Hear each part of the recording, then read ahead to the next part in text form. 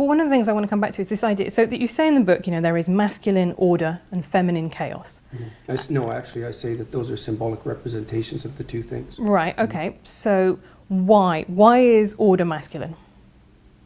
I think it's because our primary social hierarchy structures are fundamentally masculine. And that's not the patriarchy? Well, it's not the modern idea of the patriarchy, that's for sure. I mean, that's my idea of the patriarchy, which is a system of male dominance of society. Yeah, but that's not my sense of the patriarchy. So what's yours? Well, in what sense is our society male-dominated? The fact that the vast majority of wealth is owned by men, the vast majority of capital is owned by men. Women do more unpaid labour. Very tiny proportion of men, and a huge proportion of people who are seriously disaffected are men. Most people in prison are men. Most people who are on the street are men. Most victims of violent crime are men. Most people who commit suicide are men. Most people who die in wars are men. People who do worse in school are men. It's like, where's the dominance here precisely?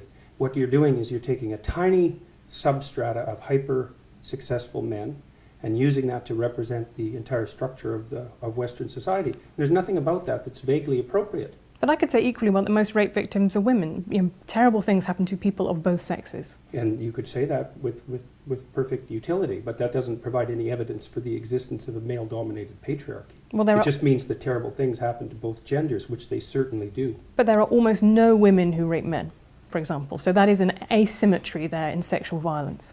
Well, yes, there's an asymmetry in all sorts of places, but that doesn't mean that Western culture is a male-dominated patriarchy. The fact that there are asymmetries has nothing to do with your basic argument.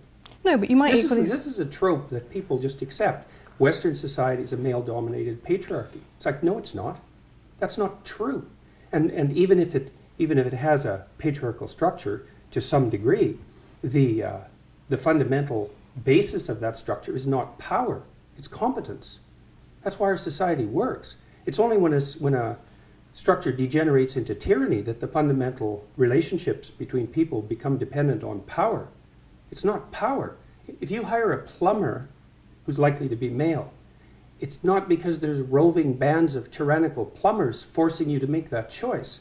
And it's the case with almost every interaction that you have at the face of our culture. You're dealing with people who are offering a service of one form or another, who are usually part of the broad middle class, and what you're looking for is the person who can offer the best service, and you can find it. It's not a consequence of being dominated by anything that's tyrannical. And then again, our culture, our Western culture, which is by no means perfect, and certainly has tyrannical elements, like all cultures do, is the least tyrannical society that's ever been produced, and certainly the least tyrannical society that exists now. So where's the patriarchy exactly in all of that? You've sold 2 million copies of 12 Rules for Life. You have 800,000 followers on Twitter, 1.4 million followers on YouTube. What is it that you're selling that so many people want to buy? I don't think I'm selling anything. Well, I went to a show where you were selling tickets to your show, so people are willing to pay a lot of money to see you speak. What is it that you think that people are hungry for? They want to hear from you. They're hungry for a discussion of the relationship between responsibility and meaning. And we haven't had that discussion in our culture for 50 years. We've concentrated on rights and privileges and freedom and impulsive pleasure, and those are all useful in their place, but they're shallow, and that's not good, because if people are moored shallowly, then storms wreck them, and storms come along. So I'm talking to people about how they can build a foundation underneath them that works, and people need to know that, because otherwise their lives are harder than they need to be. What is it that you have that no one else has? What are you offering that no one else is right now? Well, I think that is what I'm offering. That's not part of the public discussion, and it's grounded in my clinical knowledge. So I've been a clinician for a very long time, and I'm familiar with the works of most of the great 20th century clinicians, and a reasonable amount of philosophy, and a good swath of literature, and I'm a credible scientist, and so I can bring that all together.